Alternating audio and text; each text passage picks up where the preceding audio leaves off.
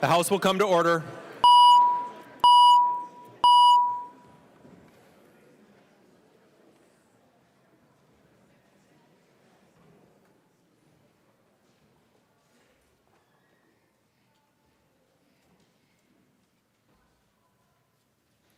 Prayer by the chaplain.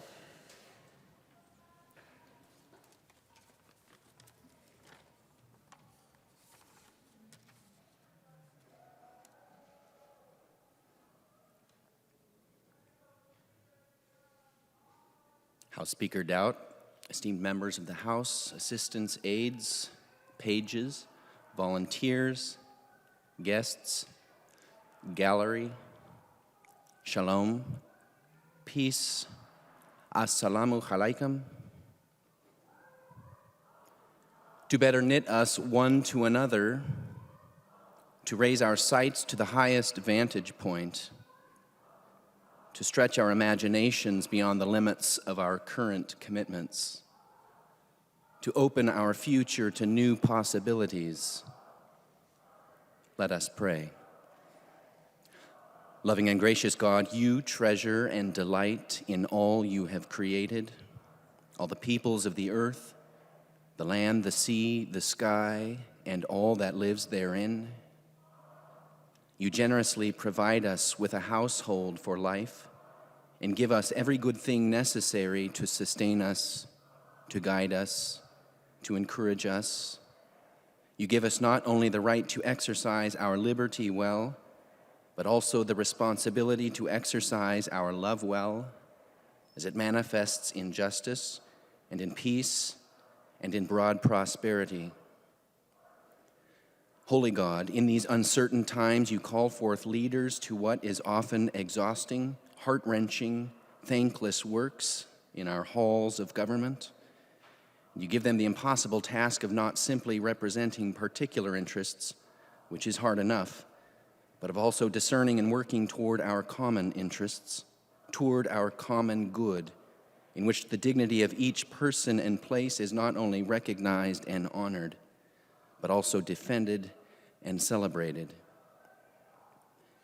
This is dangerous work, God, and it is the work before us to direct our local particularity toward the goal of state unity, to pursue not simply what is predicted of us, but what is possible from us, to be bold, to be visionary, to be human, to be a beacon of hope and promise that our best days are yet before us. And so I pray, God, for these good people with whom you've entrusted this sacred duty to discern wisely and to lead courageously. I pray, God, that you give them the courage and the strength to see life through each other's eyes, to give them the wisdom and the skill to turn our hopes and our dreams into life-giving law and order, to give them peace and perseverance in times of trial, and to give them grace and tenderness in times of celebration. And in all things, give them the will and the wherewithal to do the most good, to seek what is true, what is honorable, what is just, what sets us most surely on our way into the future you have promised us. Make it so, most holy God, in us and among us, today and always. Amen. The chaplain for today is the Very Reverend Paul J. Labens England from St. Mark's Episcopal Cathedral in Minneapolis, Minnesota. Pledge of Allegiance. Please remain standing and recite the Pledge of Allegiance to the flag of the United States of America.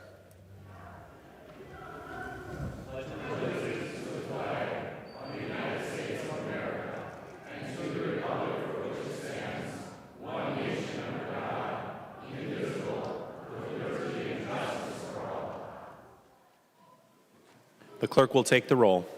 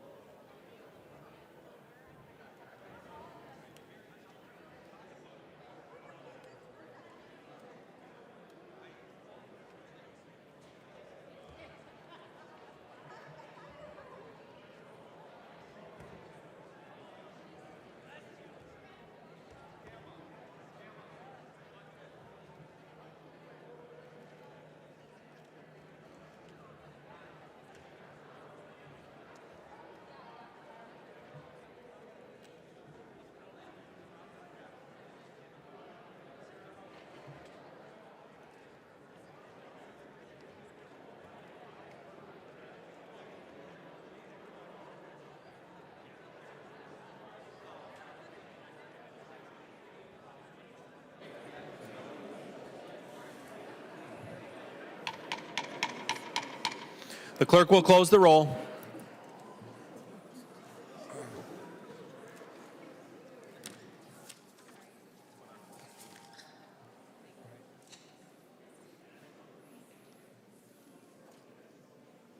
Quorum is present. The clerk will read the journal of the preceding day. Journal of the House, 90th Session, 2017, 22nd day, St. Paul, Minnesota, Wednesday, March 1st, 2017. If there is no objection, further reading of the journal will be dispensed with, and the journal will be approved as corrected by the chief clerk. Hearing no objection, the journal is approved as corrected by the chief clerk. Reports of standing committees and divisions. A copy of this order of business has been placed on each member's desk. If there's no objection, the reports will be adopted. Hearing no objection, the reports are adopted. Second reading of House files. Second reading House File number 643. Second reading. Second reading House File 771. Second reading. Second reading House File 827. Second reading. Second reading House File 1006. Second reading. Second reading House File 1126. Second reading. Second reading House File 1195. Second reading. Second reading House File 1314. Second reading. Second reading House File 1477. Second reading. Second reading House File 1673. Second reading. Second reading House File 1764. Second reading. Introduction of bills. The following House files have been offered for introduction today. The chief clerk will report the House files and give them their first reading. Introduction of first reading of House Files 1944 through 2065. First reading, House files 1944 through 2065.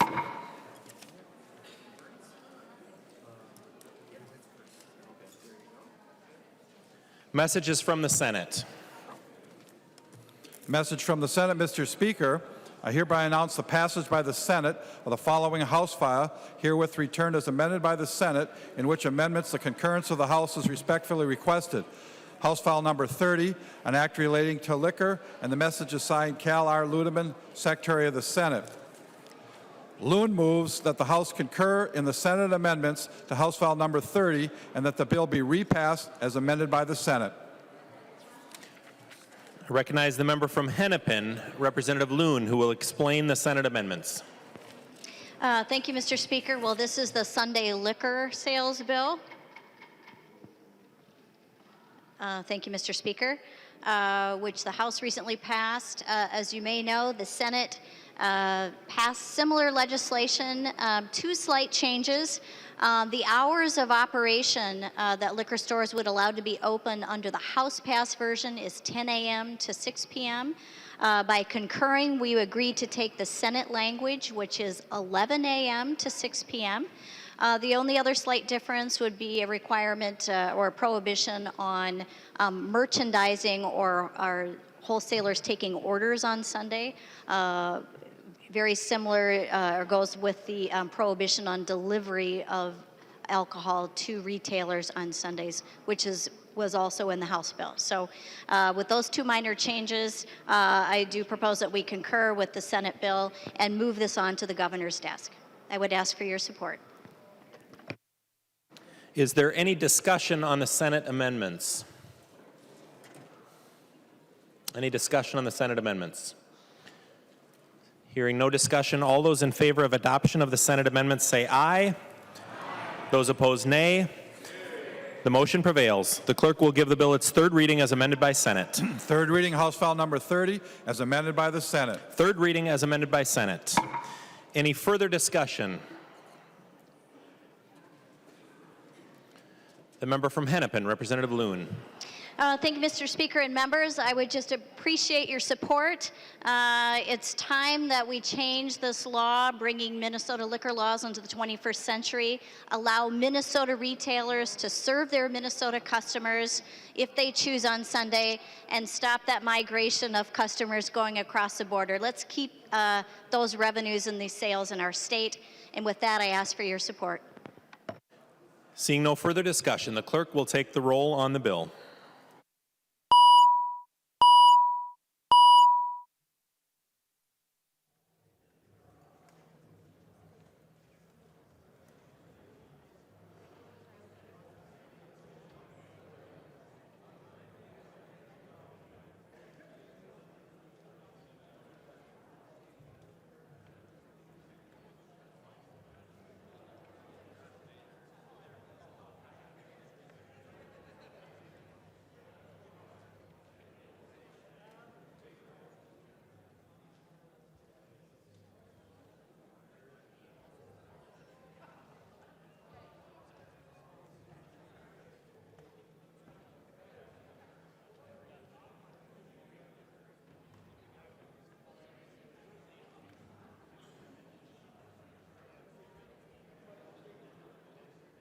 Clerk will close the roll.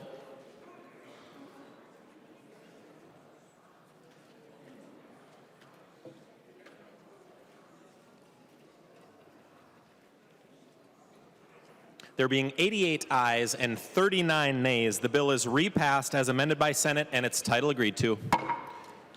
Message from the Senate. Mr. Speaker, I hereby announce the passage by the Senate of the following Senate file herewith transmitted. Senate file number 218, an act relating to transportation, and the message is signed Cal R. Ludeman, Secretary of the Senate. First reading of Senate files. First reading of Senate file number 218, an act relating to transportation. Swazinski moves that Senate file 218 and House file number 124, now on the General Register, be referred to the Chief Clerk for a comparison. Hearing no objections, so ordered. Hearing no objections, so ordered. Yep.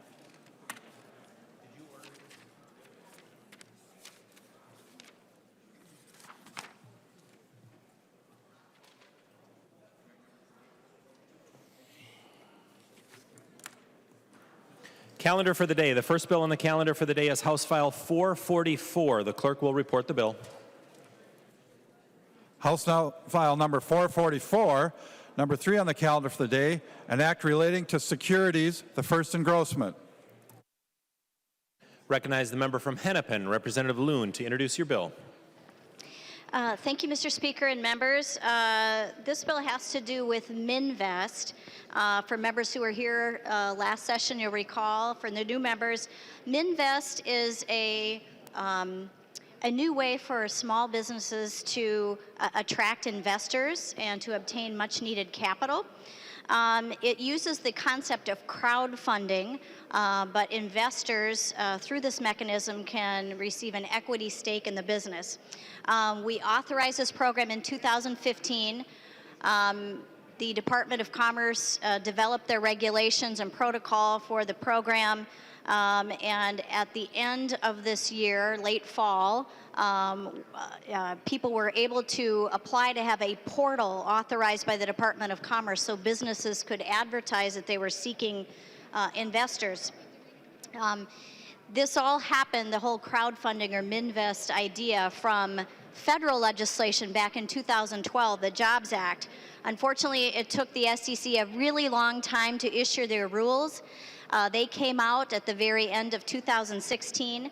So what House File 444 does is make some technical changes to our MNvest program so that we are in compliance and conformity with those federal regulations. It's specifically Rule 147A, if you're interested. So I'm pleased to say that we've got 4 portals that have been authorized in 5 small businesses, small companies in Minnesota that are raising money through this, and it gives a great opportunity for small-scale investors to invest locally and help Minnesota businesses. I would really appreciate your support. There are no amendments at the desk. The clerk will give the bill its third reading. Third reading, House file number 444. Third reading. Discussion on House File 444. Seeing no discussion, the clerk will take the roll on the bill.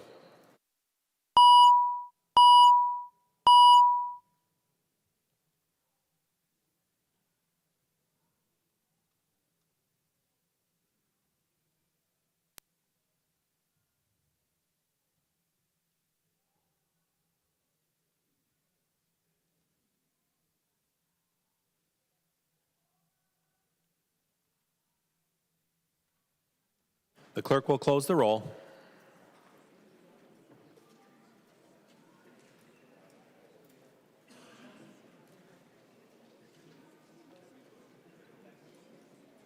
There being 129 ayes and 0 nays, the bill is passed and its title agreed to. The member from Douglas, Representative Franson, for what purpose do you rise? Point of personal privilege. State your point of personal privilege.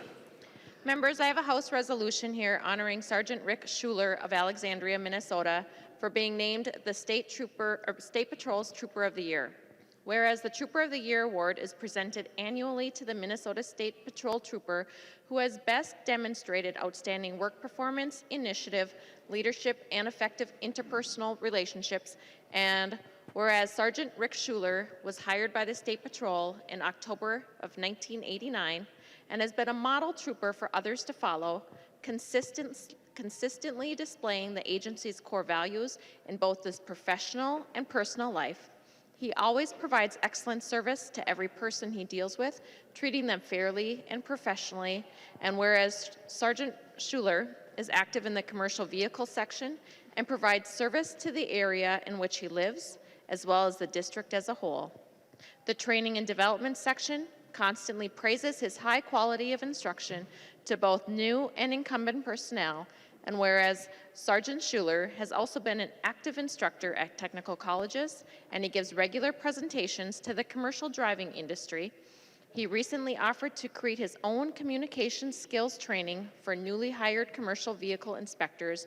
And whereas Sergeant Schuler is involved with his family activities, including his daughter's school and sporting events, as well as his community church, he has volunteered his time for many worthy organizations. And in recognition of his outstanding work for the State Patrol, Sergeant Schuler was named Minnesota State Patrol's Trooper of the Year, which is a tremendous honor deserving of special legislative recognition. So therefore, we have the House, be it resolved, the Committee on Rules and Legislative Administration of the House of Representatives, the state of Minnesota, that it congratulates Sergeant Rick Schuler of Alexandria, Minnesota, on being named the State Patrol's Trooper of the Year and extends best wishes to him for the future. Congratulations.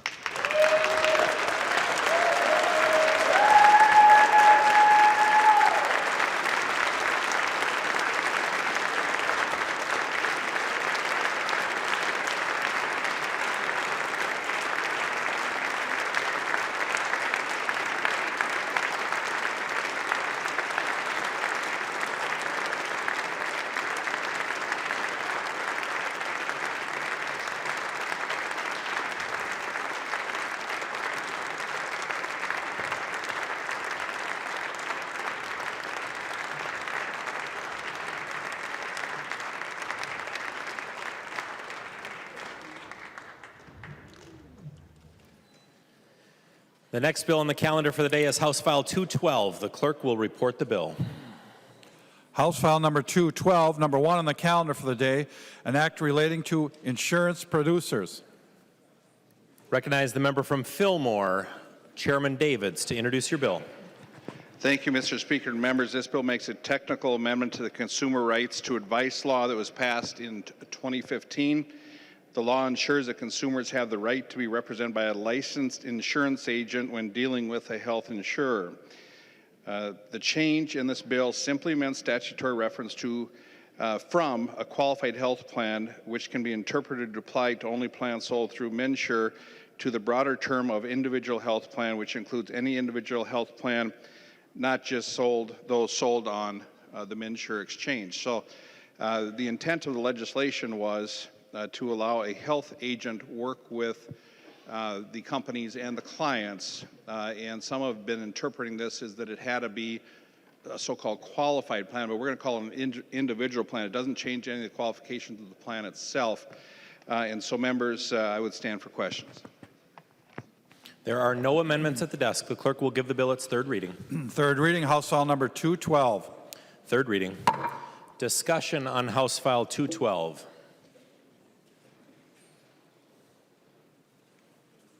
Seeing no discussion, the clerk will take the roll on the bill.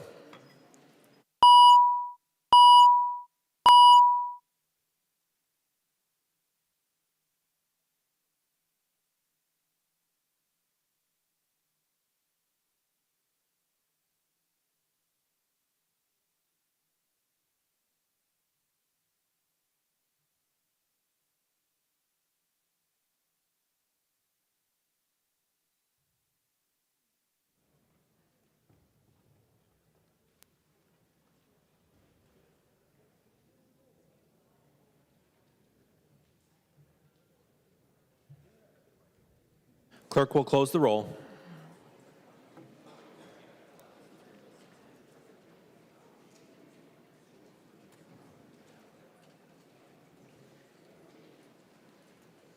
There being 129 ayes and 0 nays, the bill is passed and its title agreed to. The next bill on the calendar for the day is House File 330. The clerk will report the bill. House File number 330, number 2 on the calendar for the day, an act relating to local government, the first engrossment. Recognize the member from Carver, Representative Nash, to introduce your bill. Thank you, Mr. Speaker. This is House File 330, and Mr. Speaker, I believe there's an amendment. There is an amendment at the desk. The clerk will report the amendment. Nash moves to amend House File number 330, the first engrossment, as follows, and the amendment is coded DE2. Recognize the member from Carver, Representative Nash, to introduce the amendment. Thank you, Mr. Speaker. Members, the DE amendment is really the culmination of several weeks, almost a couple of months of work with several of the stakeholders. I wanted to thank Representative Nelson, Representative Lesh, Representative Joachim, Freiberg, and Halverson for working with me on this bill. Members, if you remember last year we had this interim ordinance bill. The League of Minnesota Cities was opposed to this bill. Through the help of my colleagues and working with all the stakeholders, the League of Minnesota Cities is now neutral on this bill. This is going to provide an opportunity for all stakeholders to have a voice in the imposition of an interim ordinance. And members, I would urge your support.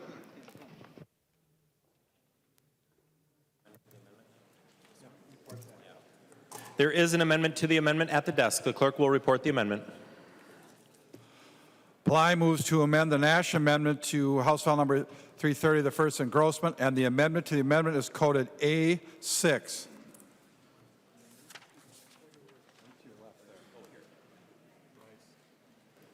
Recognize the member from Rice, Representative Bly, to introduce your amendment. Thank you, Speaker. What this amendment does is remove the requirement for a two-thirds vote to proceed with what the bill is doing, so that we preserve local democracy. I wasn't in on the conversation about the bill, but this is something that I've heard a lot from constituents and people who are concerned about local government and their ability to function locally. So that's the gist of my amendment, and appreciate consideration. I do have some comments.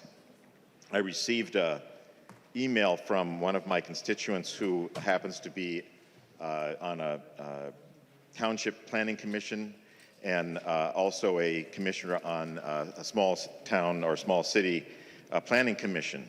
And I realize the bill does not affect township planning, but he describes a situation where his township was having to consider ethanol plant coming into their community, and without having the ability to have a longer discussion, which was new to many of the members of the Township Planning Commission, and it allowed them the ability to really look at it carefully, talk about it in depth, and then to decide in a democratic way. So I hope that members will consider that as they look at this amendment and the effect it'll have on local governments. Thank you. Discussion on the amendment to the amendment. The member from Carver, Representative Nash. Thank you, Mr. Speaker. And to the amendment, members, I wanted to point out that townships are indeed exempted. And furthermore, this is only a bill relating to housing. So an ethanol plant would not be subject to this bill. And to Representative Bly, you know, we worked with the stakeholders on this, and the stakeholders, particularly the League of Minnesota Cities, is not concerned about this bill. They have a neutral position. So members, I would urge you to vote no on the Bly amendment. Further discussion. The member from Rice, Representative Bly.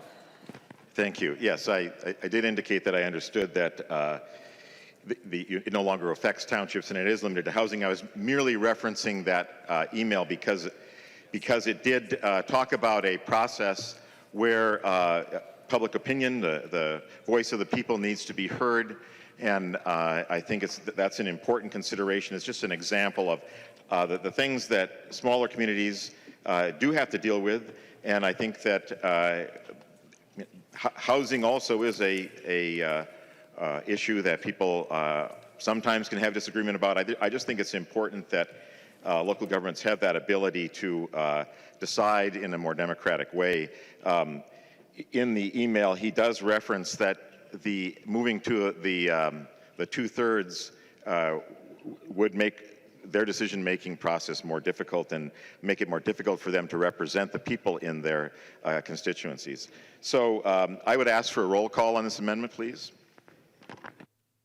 Roll call has been roll call having been requested. Seeing 15 hands, there will be a roll call. Further discussion on the amendment. The member from Olmsted, Representative Liebling. Thank you, Mr. Speaker. And I would urge members to vote for the Bly amendment. You know, it may be that, as Representative Nash mentioned, that the so-called stakeholders are okay with this. But what about the stakeholders who elect those city council members? I don't know if anybody's asked them. And when they vote, they expect a certain kind of representation. I just don't understand why we would require more than a majority to pass something in a city council or other local government unit. It just doesn't make any sense to me, members. I think this is rolling back democracy. And certainly, if you're going to roll back democracy, you certainly want to give the voters notice that that's what you're doing. It just, I think it's a bad thing. And so I'm opposed to that. I'm supporting the Bly amendment. And I hope that other members will consider supporting the Bly amendment, because we should not be taking away representation from the voters in our districts. Thank you.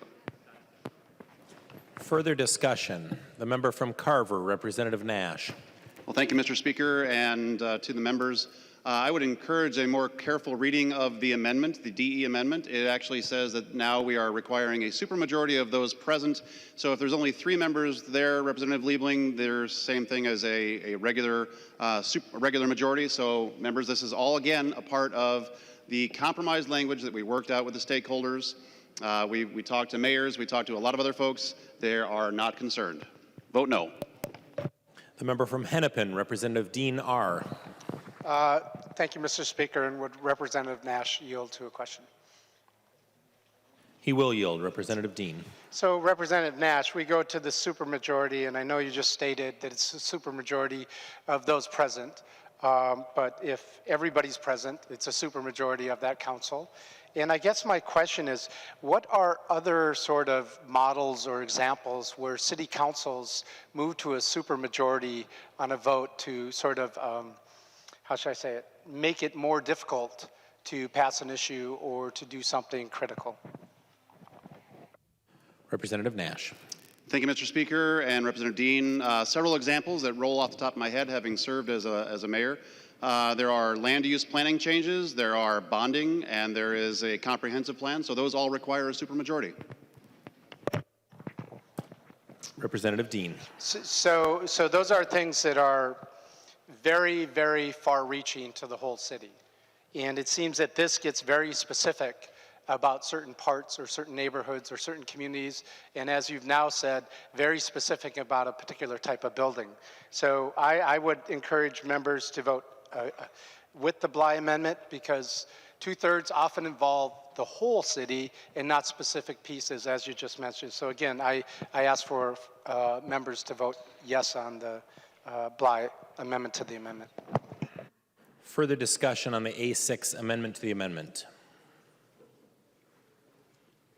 Seeing no further discussion, the clerk will take the roll on the A6 amendment to the amendment.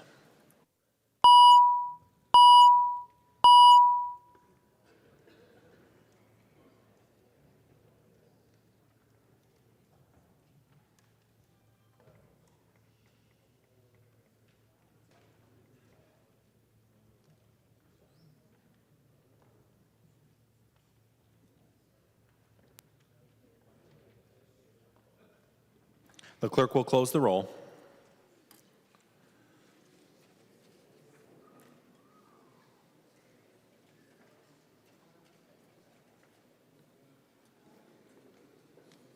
There being 53 ayes and 77 nays, the A6 amendment to the amendment is not adopted.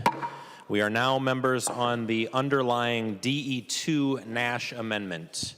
Further discussion on the Nash amendment. The member from Dakota, Representative Halverson. Well, thank you, Mr. Speaker, and thank you, Representative Nash. For those who don't get to participate in the Government Operations Committee, we had a very lively debate about the bill that was brought forward to us. Lots of questions were asked, and this amendment really gets to the heart of a lot of the questions and concerns that were raised around the table and were raised by stakeholders. And so we really appreciate the ability to work across the aisle and find common ground on some of these issues. So I will be supporting the amendment and hope you do too. Further discussion on the DE2 amendment?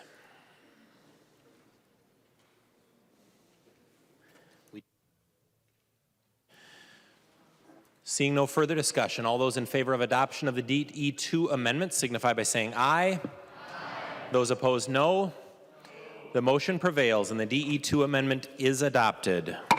We are now on the bill as amended. Further discussion, there are no further amendments at the desk. The clerk will give the bill its third reading. Third reading, House File number 330, as amended. Third reading. Discussion on House File 330 as amended. The member from Carver, Representative Nash. Mr. Speaker, members, again, thank you for the lively debate. For those that worked alongside with me, I appreciate your effort. Again, this is a great opportunity to work with our colleagues from around the state and provide for folks like builders, realtors, trade members like Representative Nelson made sure we were advocating for. This is a great bill that protects them, gives them an opportunity to voice their opposition to the potential harmful imposition of an interim ordinance. Mr. Speaker, thank you. Any further discussion? The member from Hennepin, Representative Freiberg. Thank you, Mr. Speaker. I do appreciate the changes that have been made here. I think it improves the bill. However, I'm still uncomfortable with some of the provisions in there, including the supermajority requirement. I did support Representative Bly's amendment. I still feel that the language relating to what a housing proposal is still a little vague and could include things beyond just residential properties that we're all talking about here. It says a project intended primarily to provide residential dwellings, and that still could include many mixed-use projects. So I will not be supporting the bill, but I do think that it is an improvement from where it started. The member from Ramsey, Representative Lesh. Thank you, Mr. Speaker. Members, Representative Nash, as you know, I signed on to your bill early. Raised some eyebrows among my folks because there are some people who work pretty hard and whose opinions I respect who have fought for some legitimate concerns in greater Minnesota in their towns. And I was open to listening to that, but honestly, when I first saw your bill, I looked at it through the lens of about 20 years ago now when I started my career working in the St. Paul City Council. And there I observed a lot of development questions and everything that happens when someone comes forward to propose housing. Now, those of us on the left, and you know, even though I'm close to the aisle in the body, I'm far from the aisle in my heart, okay? You all know that, right? And I've got a lot of friends in my area for whom housing and affordable housing and all kinds of housing is very, very important to them. And I saw many ways in which there were opportunities for folks to knock down the proposals to build housing. Now, Representative Nash, Mr. Speaker, would Representative Nash yield to a question? He will yield. Representative Lesh. Okay, thank you, Mr. Speaker. Representative Nash, do you know what NIMBY stands for? Member from Carver, Representative Nash. Well, Mr. Speaker, unless it's something that isn't not in my backyard, I do know that, but if you've got some new definition, then I don't. No, Mr. Speaker, no, absolutely, you hit it right on the head. And let me just say this, okay? Those are my fellow liberals for whom housing is important to them. Unfortunately, a lot of us feel really strongly about housing until it gets proposed next to us. And that is universal, okay? Republicans, you guys got your own issues on your side of the aisle, okay? You're all for something, you know, until it affects your family and we got the same issues over here. So you're building a development in an area of St. Paul with its progressive values, and then you start to say, well, yeah, I really support housing density so we can support transit along transit corridors. I support walkable neighborhoods as long as I can still park in front of my house when I want to, and that is more difficult to do when you have increased housing density. And I'm a huge advocate of housing density. Now, in my days of working with St. Paul, I saw situations where all kinds of different kinds of people, no matter their political stripe, came forward to oppose housing developments that were near them. And this is just one effort that they used to do that. There are also the small area plans, there's the 40-acre studies, there's the charrettes, where everyone gets together to decide what's going to be built next to you over the course of the next 30 years or something. And as we all know, the people who participate in those are the city planners, are the city activists, are the retirees, are the people that have time to do it. So everyone else gets left out of the process. 5 to 10 years later, when someone comes forward to say, okay, hey, I got a great plan to build housing density along this commercial corridor, then they get told, well, that's not in our plan. Well, what plan? Well, we sent some flyers out about it, 10 years ago. Didn't you go? Well, no, I didn't live here. Or, I was working a double shift or something like that. And that caused me great concern. Now, because of that, all the NIMBY stuff that came forward took it to an entirely new level of a term that went from NIMBY to banana. Do you know what banana stands for? Mr. Speaker, would Representative Nash yield to a question? He will yield. Okay. Representative Nash. Thank you, Mr. Speaker. Representative Nash, do you know what banana stands for?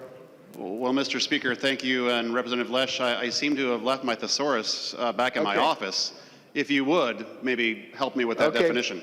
Representative Lesh. Thank you, Mr. Speaker. Representative Nash, NIMBY stands for not in my backyard. Banana stands for build absolutely nothing anywhere near anybody. Okay? Now, for some folks, that's great if they like where they're at, what their neighborhood looks like, what their town looks like and everything. But for those who are concerned about a certain measure of progress, and me particularly, and those of us on the left who care about housing progress, it's a huge, huge issue. This housing crisis could be greatly solved if we enabled the opportunity to build more dense housing, especially on transit corridors that, I have to be frank, is not supported by many of my allies and friends on the left when it gets down to brass tacks at the local level. I think your bill does something to address that, and I hope we can continue to have the conversation. Thank you for your amendment. It goes a long way in making sure that happens. Thank you, Mr. Speaker. I'll be voting green. Any further discussion on House File 330?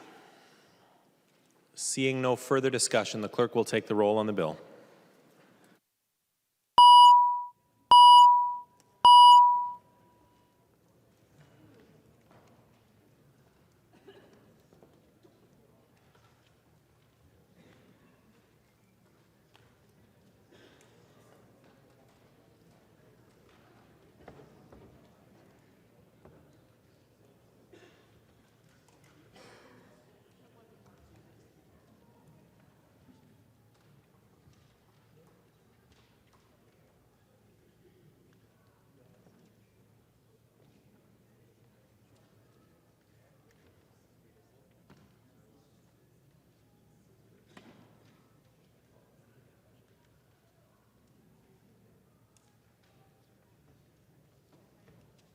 The clerk will close the roll.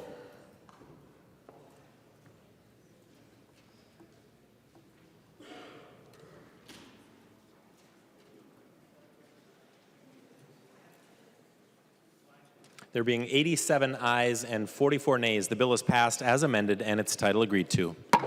Recognize the member from Hennepin, Representative Pepin. Thank you, Mr. Speaker and members. I move a recess to the call of the chair of approximately 90 minutes. Representative Pepin moves a recess to the call of the chair for approximately 90 minutes. Representative Hortman. Mr. Speaker, Representative Pepin, if you would yield to a question, what do we need a delay on floor action for? Representative Pepin. Thank you, Mr. Speaker and members. Anticipating a long night, the committees have work to do. There's a couple of committees, I think, that will be announcing they will be meeting during our recess, and it will also allow members time to get something to eat and get ready for the night. Representative Hortman. Thank you, Mr. Speaker. Members, I would oppose the move to recess and ask for a roll call. Roll call has been requested. Seeing 15 hands, there will be a roll call. Members, I don't think we should recess now. There's a considerable number of people from the state. Representative Hortman, this is not a debatable motion. A The motion clerk will to- take the roll on the motion.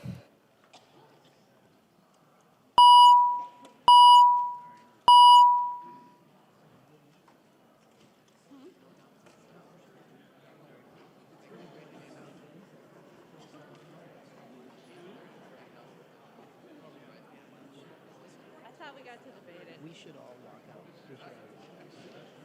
You know what I'm saying? We should get the word around together. Well, no, but we should all walk out together.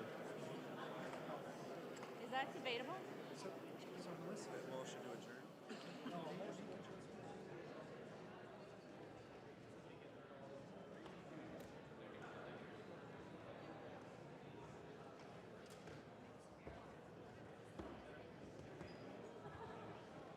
The clerk will close the roll.